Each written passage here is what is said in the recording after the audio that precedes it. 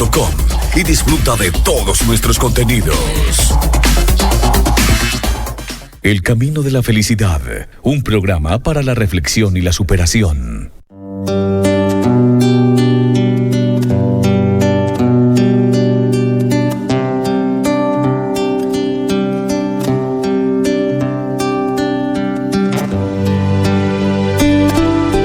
Amigos, saludo muy especial, muy cordial en este día 28 de julio del año 2020. Un placer poder compartir con ustedes este espacio radial, El Camino de la Felicidad.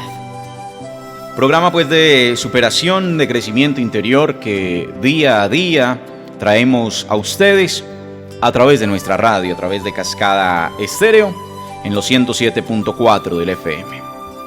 De verdad que es un placer poderles acompañar en este día especial. Ya va culminando este mes de julio.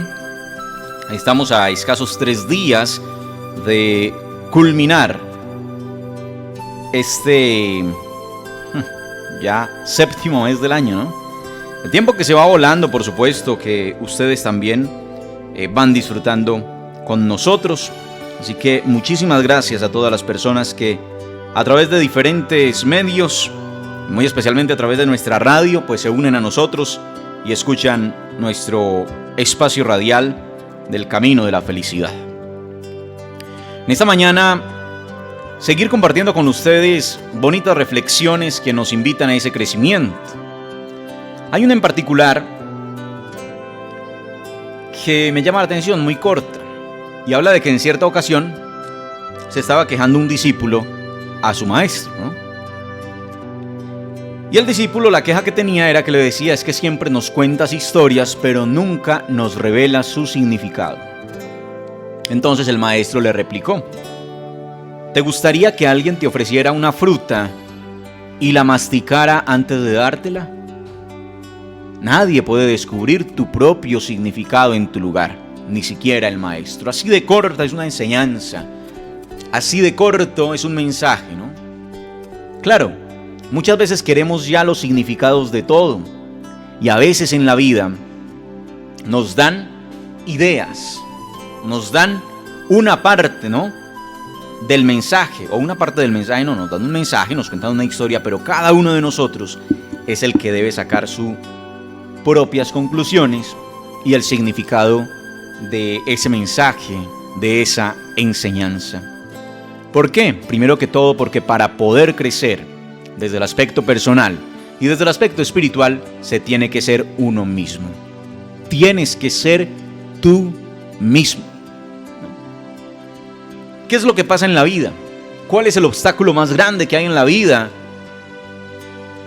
para alcanzar las metas? O para que una persona alcance el estado que pretende en su vida. Siempre ese obstáculo que hay no es más que él mismo.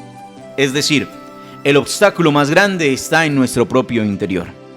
No existe prueba más grande, no hay enemigo con mayor poder que tú mismo, que tu propio interior. El hombre ha demostrado inagotable capacidad para dominar la naturaleza, lo hemos visto, para imponerse sobre la enfermedad, ¿sí?, para atacar la pobreza, para desafiar las distancias que nos separan de los cuerpos celestes. Hemos ido a la luna, hemos visitado con otro tipo de aparatos, con robots, otro tipo de planetas como Marte, y en fin, hemos explorado dimensiones, ¿sí?, para quizá mejorar en cierta parte las condiciones de vida misma del planeta, para entender algunos de los secretos diminutos que se esconden tras partículas subatómicas. ¿Cuántas cosas ha descubierto el ser humano? El ser humano ha demostrado la capacidad y el poder para doblegar muchas de las adversidades que se le presentan, para conquistar fronteras, para develar misterios. Pero hay algo bien interesante, y es que sigue siendo pequeño, incapaz y sobre todo carente de capacidad para dominarse a sí mismo. Eso sí que le ha costado al ser humano, para imponerse sobre su naturaleza misma.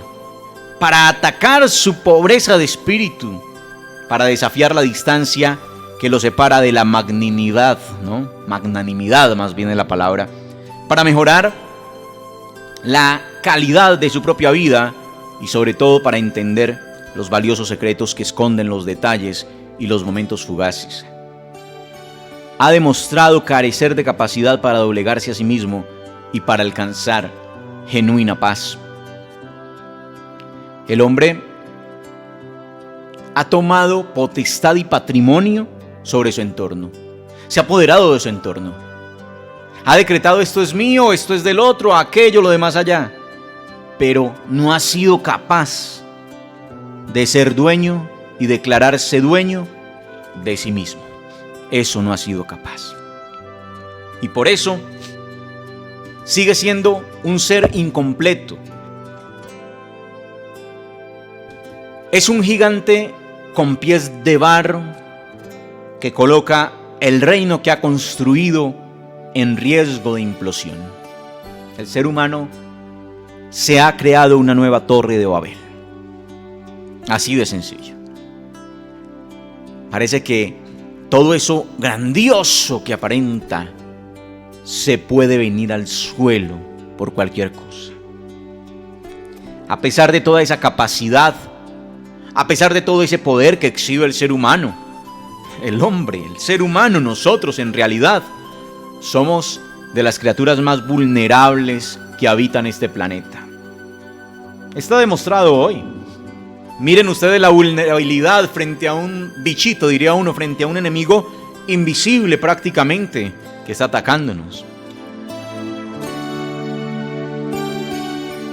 Y a diferencia de muchas otras especies, el ser humano durante mucho tiempo, yo casi diría que durante toda su existencia, es completamente dependiente de la ayuda de los demás.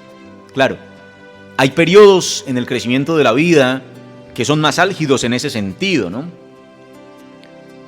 Si usted se da cuenta, uno nace y depende 100% de otro. No es capaz de moldearse y de enfrentar de una a su entorno. Necesita de otros, depende de otros para ir aprendiendo a caminar, para ir aprendiendo a hablar, para ir aprendiendo a valerse por sí mismo. El ser humano pasa una cuarta parte de su vida sometido a la influencia externa y otro tanto de su vida se la pasa tratando de establecer su identidad y su sentido de pertenencia. De niño, el ser humano se sujeta al criterio de sus mayores. Y son esos criterios los que forman parte de ese carácter, ¿sí? Y ya cuando es joven, aparecen algunos formatos conceptuales que la sociedad le va imprimiendo para continuar su desarrollo. Así que en la etapa primera de su independencia, llamémoslo así, pone a prueba el carácter de la formación que ha recibido y experimenta con ella. ¿Qué hace? Sondear un poco tímidamente la realidad que lo rodea y que apenas comienza a conocer. Y en todo eso consume al menos buena parte de su vida sobre este planeta. ¿Cuándo empieza usted o el ser humano en términos generales a encontrar algo de identidad? Muchos lo logran a los 16, 18 años, otros se demoran hasta los 30 años para encontrarla. Buena parte de la vida se va en esa identificación. Ya hay una etapa de completa exposición, ¿no? Cuando uno ya sale ante los factores de su entorno. Y allí es que el hombre desarrolla su carácter, su personalidad. Pero, ¿cuál es su carácter y cuál es su personalidad? ¿De qué depende eso y cómo se da? De toda la influencia que ha recibido desde que era niño. La familia, las instituciones educativas, quién lo formó, con quién se juntó, todo ese tipo de cosas con las que creció, ¿no? Eso es lo que forma el carácter de una persona. Eso es lo que forma su destino, si se quiere. Y en esa etapa en que trata de definir su identidad y que trata de definir su pertenencia al entorno, desarrolla la vida en función de eso en lo que se ha convertido. Aquello en que lo han convertido, diría yo. Yo ni siquiera pienso que el ser humano hable de aquello en lo que se ha convertido, sino de aquello en lo que lo han convertido finalmente. Porque es que cuando se llega a esa etapa de salir del cascarón, ¿sí?, todo depende de cómo lo programaron hasta ese momento. ¿Sí? ¿Cómo lo programaron? Entonces, a mucha gente la programaron para ser, en palabras filosóficas, esclavo, ¿sí?, en esa teoría de esclavos y amos. Entonces, personas que no van a ser sino seguidores de, ¿sí?, de cierto tipo de filosofías, de cierto tipo de tradiciones, de cierto tipo de religiones, de cierto tipo de creencias, ¿sí? Y entonces allí se forma una parte y es de seguidor, en unos aspectos, en algunos, ¿sí?, y en otros de libertad, al que le forman la capacidad de crítica, de preguntar, en un momento dado, de contrarrestar información, de poder poner en duda lo que le dijeron, ¿sí? Entonces son formatos diferentes. ¿Quiénes cambian el mundo? Ahí viene lo otro. Lo cambian aquellos que son capaces de irse en contra de lo que siempre tradicionalmente se ha hecho de X o de Y manera. Por eso es tan importante formar en nuestros hijos la capacidad, ¿sí?, de ser conscientes de sí mismos, pero sobre todo de ser capaces de mirar su entorno y de decir, quizá, como a mí me enseñaron, no era la manera adecuada y soy capaz de cambiar ese prototipo, ese concepto. Miren, el año pasado, en uno de nuestros programas, recuerdo que hablé de algo que hoy, digamos, ya está ocurriendo. Recuerdo que en nuestro espacio radial hablábamos de cómo teníamos que formar a nuestros hijos para el mundo, ¿sí?, pero no como nos enseñaron. Yo hablaba de formarlos para lo que a ellos les iba a tocar, y en ese momento hablé, ¿qué mundo le va a tocar a nuestros hijos? ¿Sí? Y el mundo que yo siempre he pensado que le va a tocar a nuestros hijos, hoy se adelantó.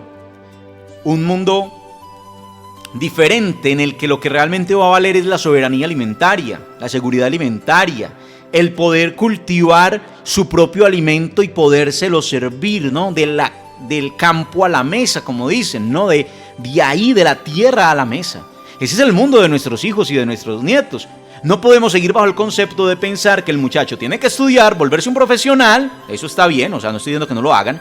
Estoy diciendo es que no es que vaya a vivir ya de una profesión y entonces le van a pagar su sueldo y de allá va a seguir viviendo. El muchacho hoy, quien tiene la mayor posibilidad de supervivencia en el mundo que se viene, en el actual y en el que se viene, en el que vive la pandemia, en el posterior, va a ser aquel que va a ser capaz de estar en su finca, en sus capacidades agrícolas, de sembrar y demás. Y a eso me refería cuando hablaba de esa formación que había que darle a nuestros hijos, formaciones reales para la vida, ¿sí? Va a ser más importante el muchacho que sepa sembrar, ¿sí?, una huerta, que el muchacho que sepa despejar algunos tipos de, digamos, de problemas matemáticos muy complejos. Va a ser más importante para él, para su vida, para su supervivencia, el aprender a sembrar y arar la tierra, porque de allí va a depender su sustento. Va a ser más importante para el muchacho aprender a sembrar y a cosechar una mata de plátano, una mata de tomate, qué sé yo, la huerta, ¿no?, la huerta casera que uno llama, de donde va a sacar todo ese insumo para su supervivencia, para su consumo, para su alimentación. Que esas otras cosas que para el mundo que hasta hoy ha venido dándose han sido importantes y que en el futuro seguirán siendo importantes, pero que todos los días va a tener un nicho, por decirlo así, de ejecución mucho más cerrado, ¿sí?, mucho más difícil. Todos los días va a ser más difícil. Por eso la tendencia va a cambiar, ya empezó a cambiar, lo decíamos desde hace mucho tiempo, que ya iba a cambiar esa tendencia. Yo, en lo personal, no creí que iba a ser tan rápido primero, tampoco me imaginaba que iba a ser por un tema de salud, siempre pensé que iba a ser por un tema de economía. Claro, transversal o tangencialmente al tema de salud, pues viene lo económico, y por ahí también se viene otra parte de la crisis, pues que estamos viendo y que vamos a vivir, porque además se agudizará. Pero en ese contexto nunca pensé que iba a ser de esta manera y tan rápido, pero bueno, se dio y ahora lo estamos viendo. ¿Cuál es la tendencia ahora? Entonces, hace unos años, ¿sí? Cuando yo era culicagado, como decimos niño, uno recuerda que la mayoría de gente vivía en el campo y muy poca gente vivía en la ciudad. En esa época se hablaba de un 70% de la gente en el campo y de un 30% en la ciudad o en las áreas urbanas, ¿sí? Esa tendencia cambió y ahora la gente en la ciudad vive más o menos, el 70% de la población vive en la ciudad y solamente el 30% vive en el campo.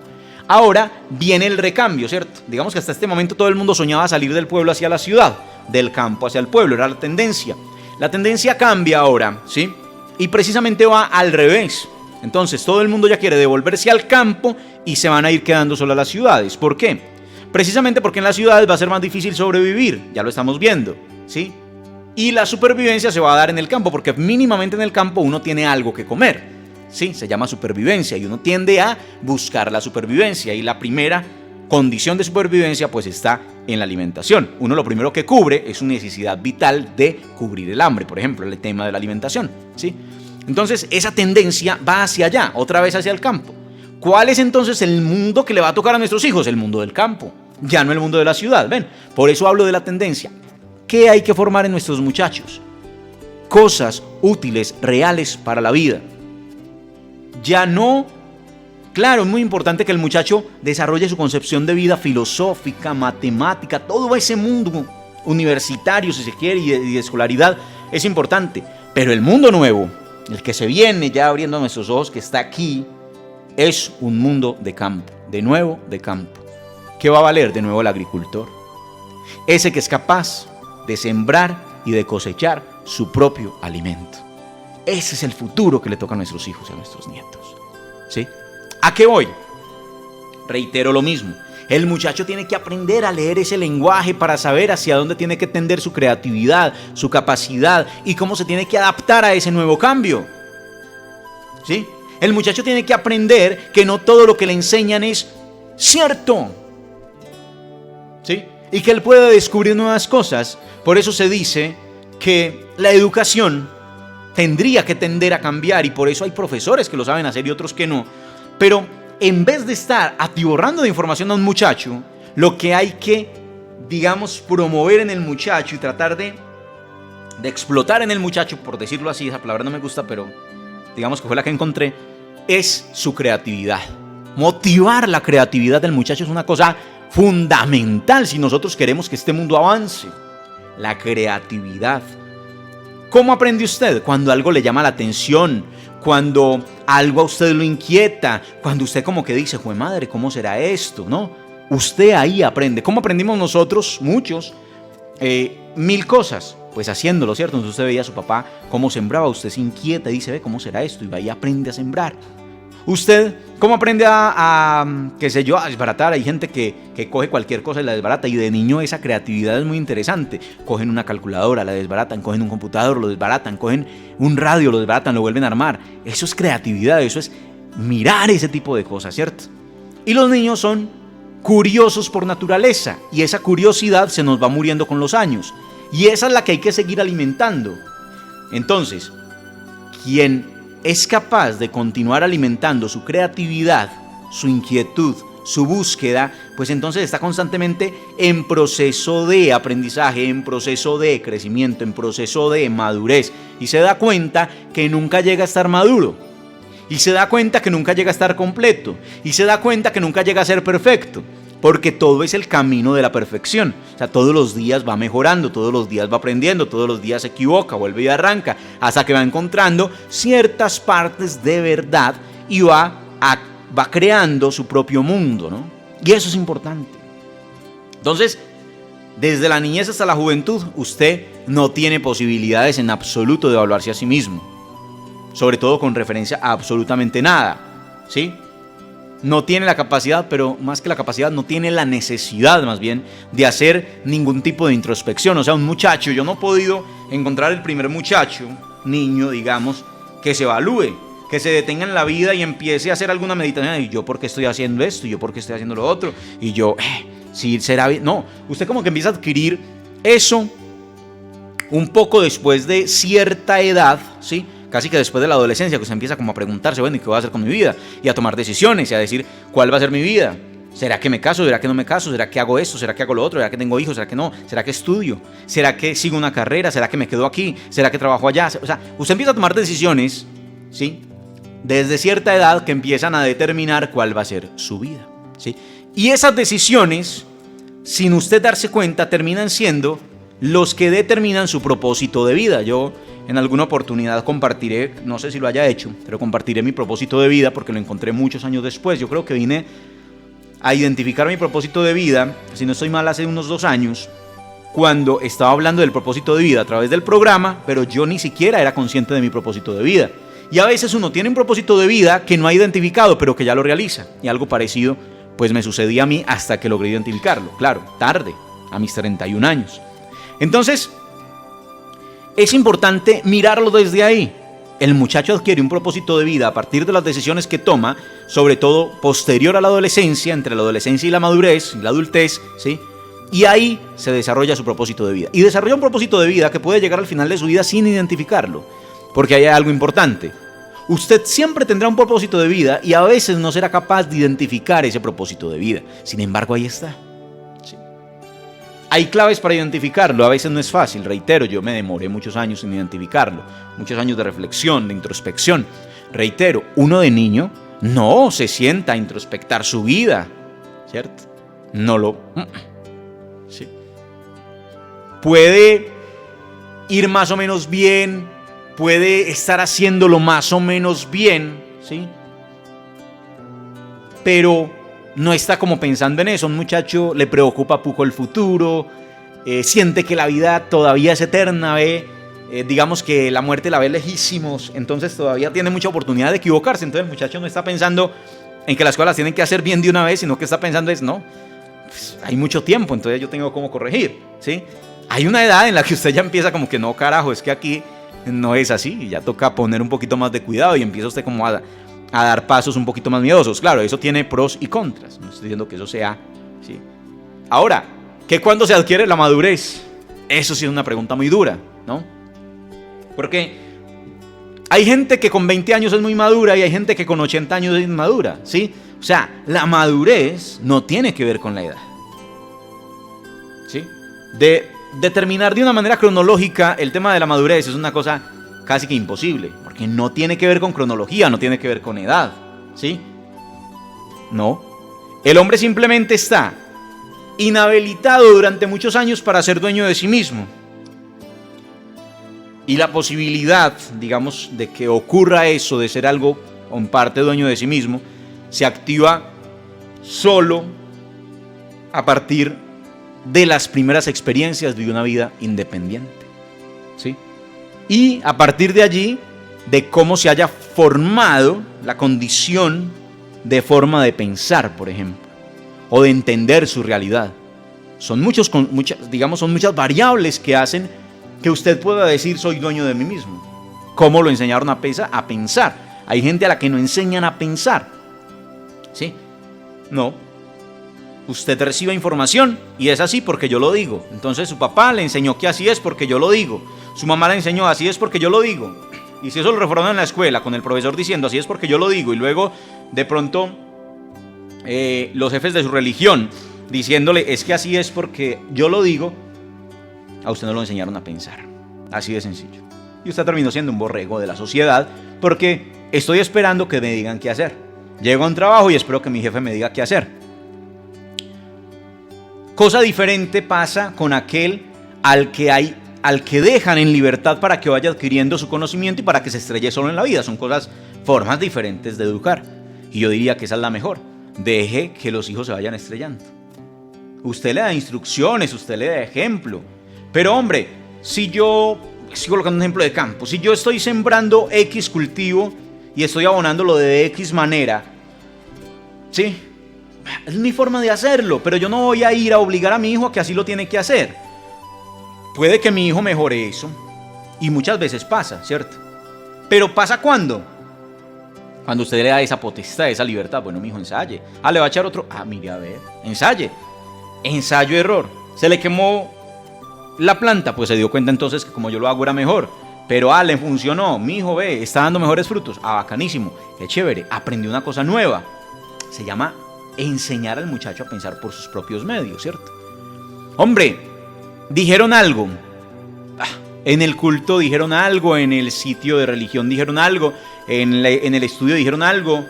El profesor dijo X afirmación, ¿sí? ¿Y qué hay que enseñarle al muchacho? No se trague esa afirmación entera, ¿no? El profesor dijo que la Tierra es redonda y usted traga entero. Entonces todo el mundo dice que la Tierra es redonda. O como pasaba antes, no, es que la Tierra es plana y todo el mundo se tragaba eso. ¿Por qué? Porque la iglesia dice que es plana, ¿no? Y llegaba cualquier científico a decir, no señores, la Tierra no es plana, la Tierra es redonda, y lo trataban de loco, para decir que con los años tenían que darle la razón. Entonces, es no tragar entero, es permitir que el muchacho empiece a preguntar, pero ¿por qué es redonda? ¿Pero por qué es plana? ¿Sí? Y entonces ya aparecen nuevas versiones. No es redonda tampoco.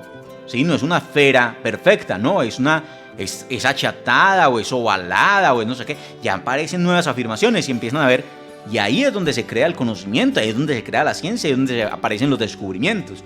Yo diría que es poco los inventos, más bien son los descubrimientos, ¿sí? Mucha gente habla de inventos, yo hablo de descubrimientos. Yo digo que todo está hecho en el mundo. Lo que hace el ser humano es descubrir todo lo que ya hay naturalmente en el mundo y aplicarlo a efectos de algo, ¿sí? Como cuando apareció la radio, ¿no? Es que la radio no es que se la inventaron, no. La radio la descubrieron, ¿sí? Entonces descubrieron las ondas, ¿sí? A través de los murciélagos y demás. Y eso, pues lo emplea el ser humano. Aparecen aparatos, ahí sí se inventan ciertos aparatos para poder hacer posible que esas ondas pues lleguen a través de unas antenas y demás. Entonces se descubre algo que siempre ha estado ahí, ¿sí? Las ondas radiales siempre han estado, pero entonces lo que hace el ser humano es aprovecharla dentro de su conocimiento, ¿sí? Como un descubrimiento, y lo aprovecha para sí mismo. Y así. Entonces, en conclusión, porque el tema es demasiado largo para explicarlo en media hora y ya se nos va acabando, pero en esencia, amigos, el ser humano, al igual que la sociedad misma, es una construcción continua. El problema es, sabemos demasiado del mundo, demasiado de lo externo, demasiado de lo que nos rodea y muy poquito de nosotros mismos, muy poquito de nuestro interior, muy poquito de nuestra realidad espiritual, muy poquito de nosotros mismos. A veces nos sentimos dueños del mundo, pero lo más importante es aprender a hacernos dueños de nosotros mismos, a conocer nuestra forma de pensar, a evaluar nuestra forma de actuar y a mejorar en ese sentido. Muchísimas gracias pues por estar con nosotros, amigos, y hasta una próxima oportunidad en El Camino de la Felicidad.